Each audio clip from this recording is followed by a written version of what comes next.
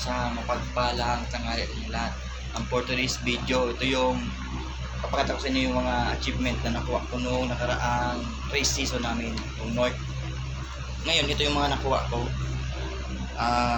First place doon sa Fun Race 1. May Fun Race 2 kasi kami. Tapos ito naman, second place. Ito sa UPFM na club, Tabaco. Ito naman dito sa Legazpi.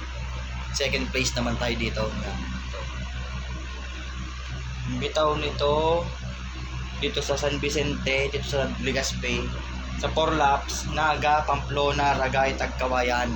Yung 4 laps nila, pang second overall champion tayo. Tapos dito naman sa Tabaco, Pamplona, Ragay, Tagkawayan, pang first place tayo dito. Ito yung champion tayo dito. Tapos dito, ito yung update. Tapos isang ibon lang to. Ito nag-champion ko dito. Si 046 yung nag-champion ko rin ng tawag dito, friendly game YB. Tapos second overall young bird niya. Ito yung mga achievement na nakuha niya ngayon na fun race ngayon. So susunod naman na vlog, yung ibang achievement ko naman ipapakita sa inyo para bitin.